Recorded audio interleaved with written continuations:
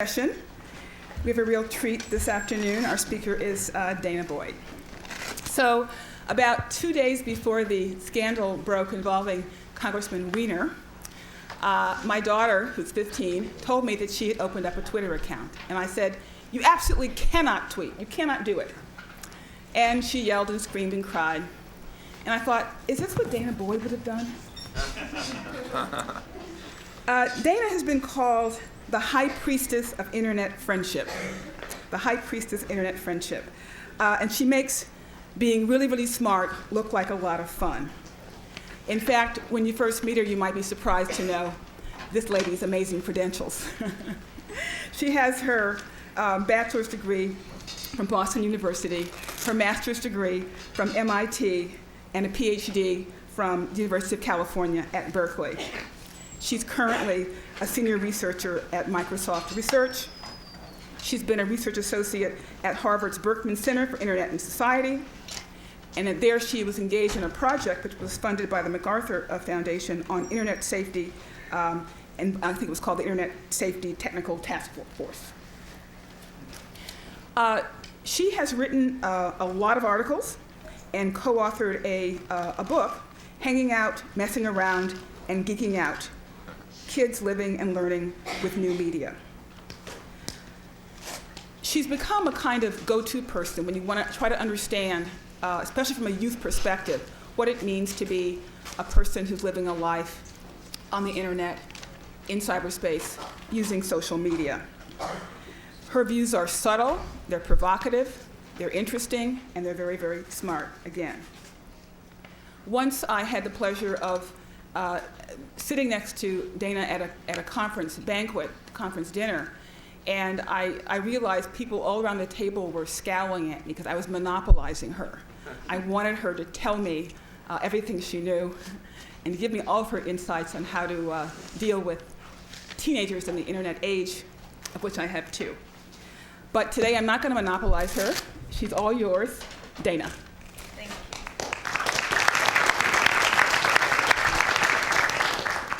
Good afternoon. So today I want to talk to you about some of my research on young people and their use of social media. And I want to start by saying that I've spent a lot of time struggling with a very basic question that people keep coming up with, or a very basic statement that I'm sort of frustrated by: the notion that kids don't care about privacy. And I hear this all the time, and it never resonates with me because it never resonates with the stories that I hear from young people. And this here is a quote from a young woman named Bly, who actually put this quote up on youth radio, and it's delightful. And she says, "You know, my mom always uses the excuse about the internet being public when she defends herself, in reference to her mother looking in at all of her content. It's not like I do anything to be ashamed of, but a girl needs her privacy." And this sort of gets to the core of one of the biggest challenges that we face when trying to understand what's happening with social media. The fact that young people are very much participating in these very public spaces, but they're doing so even when they want a sense of privacy. So, for those who don't know me, I'm an ethnographer. I spend most of my time running around the United States talking to young people about their use of technology, trying to understand basically the cultural logic behind what they do and why they do it. And so I spent a lot of time, I guess it's been about, 7 years at this point, of looking at young people as they've hopped onto all of the major social media sites. And one of the things to keep in mind is just that there is a social expectation to be a part of different kinds of social media. And I hear it in a variety of different voices from young people for a variety of different reasons. So, this is Abigail talking about how, you're expected to be on Facebook. And if you're not there, you'd have to have a good reason. It's not like you have to pay for it. It's pretty much expected you're on Facebook. Right, and here's one of the sort of interesting components about this, which is that young people have this expectation that they're to participate in these very public environments. So what are they doing, and why are they going there? They go to these spaces to hang out, to joke around, to flirt, to socialize, to really be with their friends. So conceptually, one of the most important things to realize is that what these spaces have become is a new form of public life. Right? And we can argue about what it means for these to be privatized publics, but they are publics nonetheless, and for many young people, they're the only publics to which they have meaningful access to, due to all sorts of restrictions in their lives. So how do you actually understand what these network publics are? And one of the things, for those who are sort of Habermasian scholars, you might recognize this sort of framing. For those who are queer studies scholars, you might realize that I'm sort of pushing back against things. But really what network publics are publics that are restructured by network technologies. They're simultaneously a space constructed through the network technologies and the collections of people that come together. And the reason why this sort of move is really important is to realize that network publics aren't quite the same as other forms of publics, the publics that we know and are comfortable with. They're very much sort of different in a set of different properties, and we'll get into that. But the thing that's also really important to realize is that just because teens want to participate in a public doesn't mean that they want to be public. And we use those terms, and those terms get collided very easily. And it's important to acknowledge that their participation in a public is not the same as they're trying to be public. And young people recognize that the spaces that they're navigating in some ways look different than the spaces of their parents. That's one of the things they struggle with.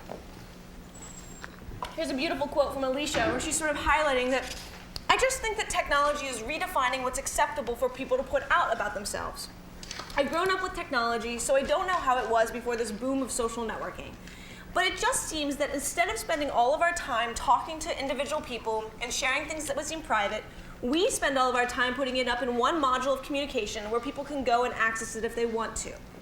Right? And this is something that you can see the sort of twists of what these publics are about. Instead of deciding what to share, part of it is putting things up so that people can access it.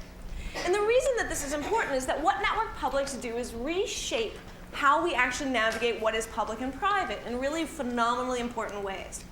So if you and I were having a conversation out in the hallway, we'd be talking back and forth and we'd be interacting, and our conversation would be private by default. Not because it has to be private, but because it takes effort to make it public. Now you might decide that you want to share whatever I've said with a whole variety of people, and you go through a process of publicizing what I said. And you may play a Linda Tripp and try to record everything that I say, but that would be really socially awkward and a weird violation of the social norms. Because by default, when we're face-to-face with one another, we assume that our interactions are private. Online, everything shifts. The default interaction is public by default, private through effort. Public doesn't mean all people across all space and time. It means all the people for which I care about. And one of the things that you see with young people is that their articulation of who they are friends with on social network sites is in many ways their articulation of who they conceptually think of as part of their public. And they're building their sense of public in order to engage and to have a conversation with that public, and then to go out of their way to make things private. And that's important because young people do care about intimacy. They do care about finding ways to sort of pull back and find a way to actually have more private encounters. But they're much more conscious of the decision to make things private than they are to make things public. Now, of course, this creates all sorts of challenges. First off, what on earth are those kids doing, which is the classic refrain that I hear from parents. But what are the norms? What are the boundaries? And what you see is that young people actually have a really strong conceptual model of who they think that are part of their world. They're thinking in terms of boundaries. So, one of the things you'll hear is that, when young people like Chantal say, why are teachers on my page? I wouldn't go to a teacher's page and look at their stuff, so why should they look at mine? Right? This expectation that people should understand what the social norms are and that the social norms should operate as a reasonable boundary. And unfortunately, this tends to never work, especially for young people when they're faced with real structures of power, because they're constantly struggling with people who hold power, hold authority over them. And so you have this sort of tension, right, which is that young people believe that Facebook and these social media sites are for their friends and not for their parents. It's important to note that they don't even imagine corporations or the government as part of the audience, even as somebody that they want to resist. They're really conscious about resisting the people who they actually see and who they imagine in their power world. So they imagine teachers, they imagine law enforcement if that's part of their world, they imagine military recruiters, they imagine college admissions officers, but they do not imagine governments or corporations. So this becomes a really important thing for us to tease out is when we think about privacy, is who's doing the looking, how are they doing the looking, why are they doing the looking, and what does it mean in relation to young people? Because what young people really want is they want a sense of having social privacy, a sense of understanding that they can have boundaries that are really important to them. So how does this actually play out? One of the challenges with young people is that they'll talk a lot about sort of these things where sort of problems emerge. And I love Carmen. She's adorable, and she'll come up a couple times later on in this talk. And she talks about how she really loves her mother, and her mother is extremely important to her, so of course she wants her mother to be on Facebook. But the problem with it is that her mother has a tendency to overreact to everything, and she comments on everything. And from Carmen's perspective, she wants her mother to sort of look in and be respectful of the space, but she doesn't want her to talk, because the moment that she talks, everyone kind of disappears, right? And it becomes a real challenge for Carmen about how to navigate this. All right, so if we have this sort of general sense of what young people are doing or why they're trying to think about it, how do they actually achieve this? What are the strategies that they take? And the strategies are doing a really good job of highlighting the degree to which they deeply care about privacy. Because the strategies show that even when they have no control over a situation, they're trying to develop a sense of strategies there. So the most other thing that's really important to realize about privacy is that there are two key components to teen privacy that come through in all of these strategies. First, privacy is the ability to have control over a social situation. It's not about control over information. It's not control over who can actually get access to something. It's about control over the social situation, being able to really dictate the social norms and make sense of it. The second key component about privacy that we often forget is that it's about agency. And agency is the ability to assert control over a social situation. And agency is one of the things that you will hear that young people sort of struggle with all the time. So let me talk about the sort of first key way that they try to cope, and it's often one of the biggest challenges, is that they try to assert social norms. They try to sit there and say, this is what it should be. Hunter was one of the teens that I spent a lot of time with, and he's delightfully adorable. If you want to sort of picture Hunter at his best, and I couldn't find a great picture to represent him, because of course this is not his real name nor his real picture. But Hunter basically is a Steve Urkel of the modern day, complete with the broken glasses. He's a young, geeky boy living in Washington, D.C., who is from a family. His parents, his mother is the only one living in the States. She's undocumented. And he's going to a charter school, which is very sort of geeky, and he's really excited about it. But he's dealing with these two very distinct worlds. On one hand, he has his mother's world, his cousin's world, the world in which he sort of lives in at home. And on the other hand, he has his school and their social norms. So one of the things for Hunter is he's constantly trying to assert that social norms should be the strict boundary, the way of sort of separating things out. But he often fails at this, right? And he highlights this when he says, when I'm talking to my friends on Facebook or I put up a status, something I hate is when people who I'm not addressing in my statuses comment on my statuses. In my old school, people always used to call me nerdy and that I was the least black person they've ever met. Some people say that, and I said on Facebook, should I take offense to the fact that somebody put the ringtone white and nerdy as for me? And it was a joke, and I guess we were all talking about it from school, and my sister comes out of nowhere, and she's like, oh, baby bro. And I'm like, no, don't say that. I wasn't talking to you. Right? He says, how do you know how do you know when people are, who's being talked to with Facebook status updates? And he said, I guess that's the point. Sometimes it's probably hard, but I think it's just a certain way you talk.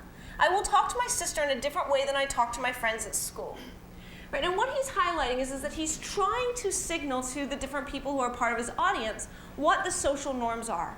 He's trying to set it up. In some ways, this is not that far different from the keep out signs that we've seen in physical spaces. This is a way of trying to make a signal.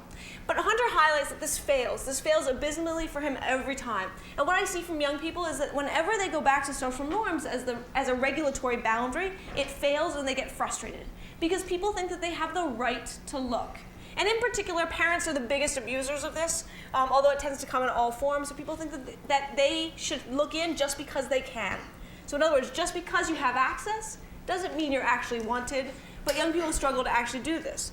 So how does Hunter then cope with this? Hunter has actually started developing a whole set of blocking strategies, and he deals with structural strategies to try to achieve this. So he has gone and spent hours trying to get Facebook to have different organizational pieces so that he can separate out the different communities. And the example that he gave me, which was sort of delightful, is this moment where he really, really likes Pokemon and Legends of Zelda. But these games are not particularly cool or high status within his home community group, even though they're cool and high status at school, because they're sort of seen as retro at school. And the challenge is whenever he or his friends talk about Pokemon or Legends of Zelda, his cousins come in and mock him and mock all of his friends. And so he wants to deal with a way of sort of separating out these two worlds so that his cousins who are much more into shoot-'em games aren't making fun of him just because he doesn't want to deal with it. So he has gone through and built all of these sort of infrastructure about which games he can talk to of which groups. Right? This is a lot of work. This takes a lot of effort to figure it out for each kind of content. It's not that this content is offensive per se. It's that he wants this boundary work to actually solve a social problem. And it's the social issue that he struggles with. Now, the more we see young people with sort of intense social structures that they're dealing with, the more innovative their sort of strategies become. And I met a young woman named Shamika. So she's sort of dealing with this challenge where what she's found in her school is that people turn past posts on Facebook into highly dramatic events. And anything that you have in your past is possible fodder for future and current drama. So the way that she approaches Facebook is through a strategy that she describes as whitewalling, which is problematic as a term, but we'll roll with it. And the idea is that every day she logs into Facebook and she deletes any comment she gets after she reads it. And the day after she writes a comment on anybody else's page, she goes through and then deletes that the next day, assuming that it'll take about a day for them to read it. And she goes through and basically constantly cleans out and culls all of her data. Again, a lot of work. And I said to her, well, you know, what happens if somebody copied and pasted that content and stored it for later? Or what happens, you know, when the company has a copy of all of this? And she goes, that's not the point. I don't care if people have gotten copies. If they've gotten copies, that means they put a lot of work into it. And that just makes you look creepy, right? So for her, it was the idea of making it very clear that this took effort, and anybody who took the effort to do that was actually violating a social norm again. A friend of hers, Michaela, had a different strategy to it, another sort of abuse of Facebook in a really delightful way, something that we talk about as the super log off. Michaela is dealing with a situation where she's basically is constantly dealing with state services for various reasons, and she doesn't want the state to be looking in at all of her content. So what she does is she logs into Facebook every day and reactivates her account. And at the end of the day, when she is done using it, she deactivates her account. For those who haven't spent much time on Facebook, Facebook has made it very, very difficult for you to delete your account, so they have a process by which you can deactivate your account, and if you change your mind later, you can reactivate it. So what she does is every day she logs in and she deactivates or activates her account and deactivates it. When she is deactivated, nobody can see any of her content. They can't see her friends, even if they're friends with her. They can't send her messages, etc. And she turns Facebook into a real-time activity. Right? It's her way of knowing that when she's logged in, other people are logged in. So I was asking her about all of the reasons why she did this and whatnot, and she said, you know, it's not like any adults actually look at Facebook at night. They only look at it when I'm at school in the day. So from her perspective, if she's deactivated all day, they don't think she exists. For her, the ability to sort of go on at night, reactivate when all of her friends are there, and if she didn't get on at night, then her friends start texting her. Because they know if she's not reactivated, that means there's something going on, something wrong. And it's her way of actually using a structural strategy to try to achieve some semblance of privacy, even when it completely violates how Facebook was architected to cope. Third core key approaches to all of this is different kinds of social strategies that young people use. And these are some of the most common strategies that young people use to try to achieve privacy. And the first of which is, tell you about is Carmen. And Carmen, who we mentioned earlier, sort of complaining about her mother sort of commenting and basically silencing everything, Carmen had a situation where she had just broken up with her boyfriend and she was feeling really sad. And she really wanted to tell all of her friends that she was feeling really sad. But she knew that if she posted some sappy love poem or something sort of deeply emotional, her mother would read this as thinking she was suicidal. And she didn't want her mother to overreact, and she knew that her mother always overreacted. So she sort of thought about how to actually signal to her friends what was actually going on without signaling to her mother what was going on. And her friends, being sort of a geeky type, she decided to post song lyrics from Always Look on the Bright Side of Life. Now, for those who are not geeks in the room, you will know that this song is sung in The Life of Brian, a Monty Python film, when the main character is about to be executed, right? And it's a very happy song, like always look, I'm not singing, but it's like always look on the bright side of life is one of the key lyrics to it.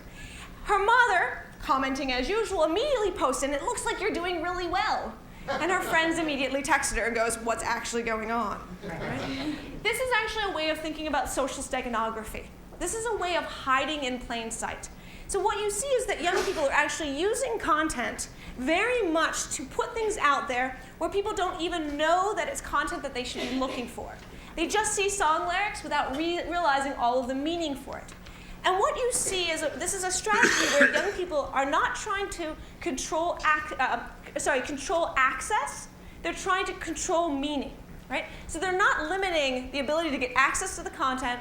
They're limiting the ability to get access to the meaning. You have to be in the know.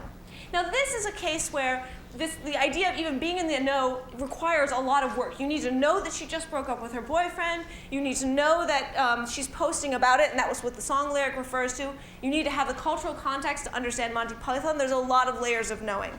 But there's also a set of strategies from young people where they use things to signal that you don't even know that you know that you don't understand it, but you don't know why. So this was two posts that I saw when I was sitting down with a woman in North Carolina and said, what is this about? And I saw this post that said, I'm sick and tired of all this, and it was liked by 32 people. And then another post not very far long, and it said, she's such a bitch, liked by 50 people. And of course, Christy immediately bursts in and tells me all sorts of details about all of the dramas between these two girls and how they're fighting, and inevitably it involves a boy, and da-da-da-da-da-da-da-da-da-da-da. And I realized that all of her friends, all of the people in the school know exactly what's going on by these two messages. The use of pronouns, everybody knows how to decode the pronouns. They know what this is referring to. Teachers, on the other hand, who I also asked in the school, had seen this, had no idea what it meant, and knew they couldn't ask, right? And that becomes an important barrier. It's the ability to know whether or not you're allowed to ask. If you're part of the social peer group, you're allowed to ask. If you're a mother, you're not. Right? Again, we see this moment where we're controlling access to meaning, not controlling access to content. All of these are sort of privacy strategies that become really important because one of the ways that you can actually understand what young people are doing is that they're living out a participation in a networked public life where they're actually engaging in a lot of work that we understand as the flaneur. So if you think historically, in Parisian society, Baudelaire was obsessed with the notion of a flaneur, the person who walked and strolled the streets of Paris to see and be seen. And what you see is that young people are doing the same thing. They want to see and they want to be seen. But that doesn't mean that they want to expose everything. And they're really very much thinking about ways of actually controlling that. They're not necessarily, just like the flaneur, they're not purely exhibitionists. They're not purely voyeurs. They're somewhere in between in terms of a participation level. And their participation there, it becomes really critical because what you see is that young people come to understand a social world through their interactions with their peers. And the more and more that we actually restrict young people from access to public spaces, the more that they try to find a public space that is their own, and they try to make it their own and create new structures for privacy. Now, of course, one of the challenges is that they're doing this in a way where they're much more visible to more people than even they imagine. But they're not necessarily aware of all of the digital privacy issues or the data privacy issues that many of you are talking about. They're not aware of the role of corporations or governments in looking in on them. Because one of the things is their day-to-day life, they're constantly dealing with a very real level of surveillance. And that is surveillance by the people who hold power over them. That is their parents, that is their teachers. People who generally mean well, but whose constant state of gaze is actually really oppressive to them. And one of the things that they're trying to do is make sense of it there. So the strategies that they're developing may not apply to the data privacy questions that we all care about, but are certainly their way of showing that they do care about privacy, that they are trying to make it work for themselves, and they're doing it by any means possible. Thank you very much.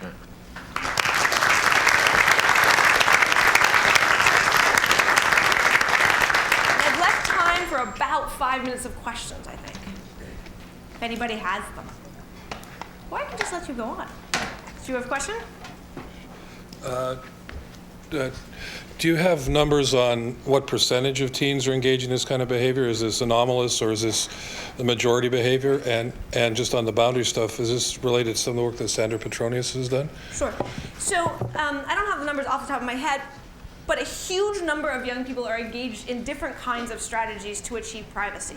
These more qualitative descriptions, I don't know, but the privacy settings modifications are huge. And actually, one of the things we've seen over the time of Facebook is that the further along we've gone and the further away it's gone from being just college and just high school, the more young people are trying to do things.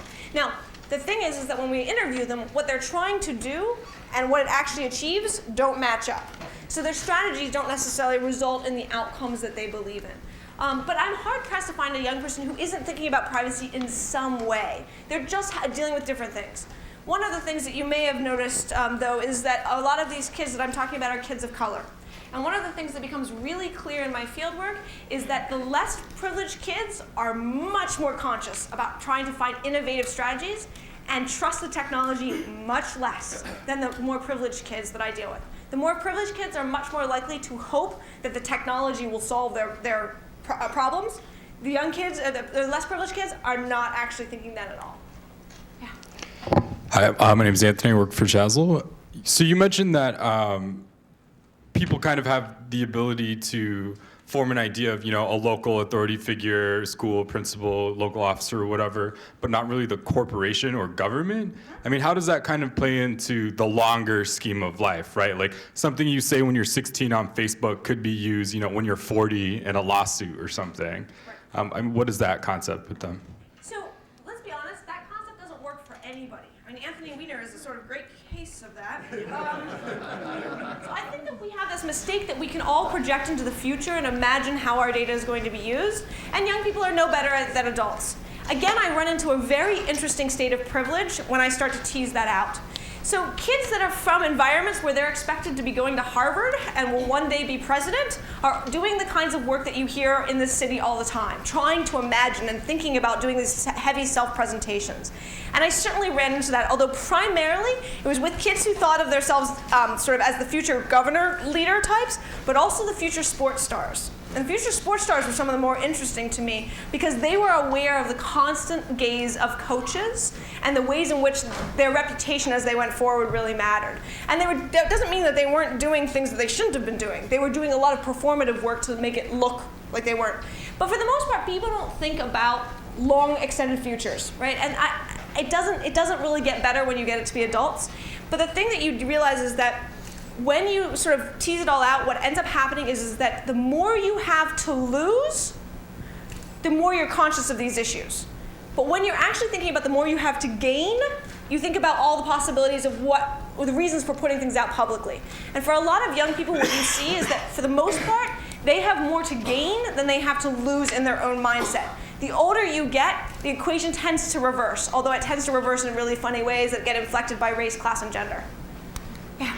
Yeah, as more corporations are involved in social marketing, trying to do viral marketing, and you can friend brands and so forth, I'm wondering what the attitude of the teens that you interview are towards that sort of marketing. First off, they have no idea that it exists. So what's very funny to me is actually how often they get mistakes, and the mistakes are where it becomes really clear. So I'll deal with young people who, for various reasons, thought it was really funny to say they were 69, on the various sites that they're on. And so they're really surprised when they get advertisements that are things like Depends, which is always really funny. And those are like the simple mistakes where this is not even intelligent targeted marketing, this is just straight age marketing. That's when they notice it and they think it's funny.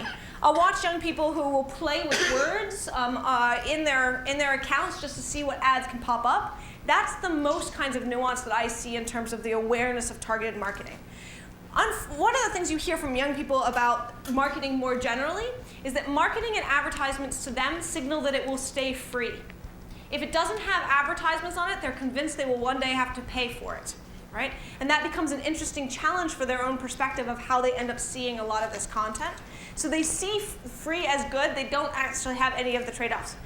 Again, there's been great data on adults. Adults aren't much better at this. So I see young people, when it comes to targeted marketing, as being about equivalent to adults on a lot of these sort of measures. And again, we're in a community who is much more aware than the rest of the country on any of these major issues.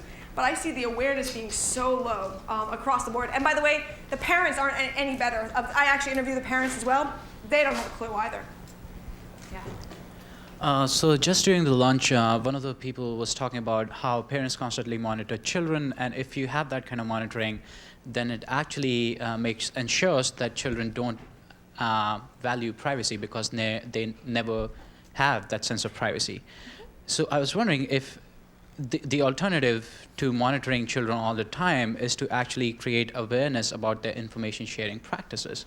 And this is something that I've been talking to other people about, that when you're when you're very small, you have some idea of certain social norms, such as stealing is bad, or you should, if you share something, you have to ask for permission, or use someone else's thing.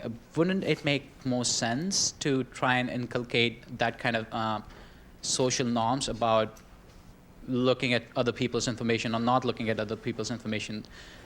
Right. So the thing, parents have a funny role in all of this, right? And on one hand, you want parents to be educators, you want them to be super engaged, you want them to help young people work these things out. But one of the things that I found is that parents are generally not much better themselves at doing it, and are usually just think of it as sort of binaries. And I'm doing this really crazy project right now on sexting, so sexting is smack in the middle of my head right now. And one of the things I was sort of fascinated by is I talked to a lot of young people about sexting and their own practices, and I was shocked to find how many of them were first exposed to sexting by picking up their parents' phone. And horrifically finding pictures of their mother naked, which they were not prepared for. So, one hand you have sort of this generational divide about what parents can do or educate. I see a lot more of the learning work happening within the peer groups, where people are actually talking amongst themselves and being like, that wasn't cool. I really didn't want you to put up that picture of me, but I thought you looked good. I don't care if I looked good, I don't want it to be there. And it's actually, the privacy norms are being worked out at a peer level. They're not being worked out at a parent-child level. Parent-child level in many ways around this stuff is not actually helpful, and you really want some of those peer structures. So part of it is actually, how do you see the norms? And I should highlight, I'm giving you sort of a course overview. There are huge variations in young people and what they think the norms are, right? About like what is to be shared and what is not to be shared, and they're really trying to untangle all of that. But parents, unfortunately, I would love for them to be helpful in all this and to ask critical questions. And I find that in the most educated communities, that tends to actually be happening. But outside of that, unfortunately, not much. This will be the last question, sorry. I was curious about your statement, the case you gave of the kid working so hard, creating all these different groups for different kinds of talk. And I was wondering, what kinds of technology would you like to see that would help empower them to make good privacy choices? There are sites like Ning.com and Crowdvine where you can sort of do your own social network. Have you ever seen them go to lengths to kind of create their own subgroup apart from Facebook? So the young people who leave Facebook to create separate communities are typically the most marginalized populations who want segmentations for various reasons. LGBT youth are a notable population on this, but also, basically the early adopters of most social tech, self-defined geeks, freaks, and queers. Right? They have used a ton of different services. They're still doing that. If you look at the popularity of things like DeviantArt, if you look at what's going on with Tumblr, even if you look at what's happening with Twitter, you'll see some of these sort of moves. Twitter is really fascinating to me because I was really shocked when I was in the field how often Twitter would come up as being a more private alternative than Facebook. And at first I was like, what are you talking about? And they made it very clear that Twitter's privacy structures are actually very easy, because it's either they're your friend or they're not their friend. And if you actually make a protected account, you can actually bound it really well. And most of the young people that I talk to who are using Twitter are using it privately, which, given the number of young people that I'm seeing using it publicly, means that there's a huge number of people that are using it privately. And I don't have numbers on that at all. I wish I did. Tumblr, on the other hand, is publicly and is more about encoding through different means. In terms of technologies that will actually sort of solve this, part of it is that I would implore those who are working in the tech industry to actually watch what people do and dance with them, and to realize that all technology will be repurposed. What's powerful to me about young people's actions is not that we can predict that the super logout approach, but the idea that they're using technological tools that are available to them to really achieve their goals, even when the technology doesn't allow it. And what I get really frustrated by is not so much technologies that do or don't solve it, but technologies that purposely try to undermine what young people are doing. Because young people are trying to cope and deal with this. And so, in closing, I think that one of the places I would point out is that we often have this conversation in this community about privacy by default as being the ideal, and I actually don't think that that's necessarily true. I actually think that young people do a lot better when they know something is public by default, they find strategies to cope with it, and they deal with it accordingly, and they can pull it back to making it more private. But when something is private by default, and when they assume that the social conditions are particular to that environment, and then something changes, that tends to be far more costly, even when that change is just more people getting on the service. And so that's one of the things that I really struggle with in trying to make sense of this. And I'm being kicked off the stage, so I will say thank you very much.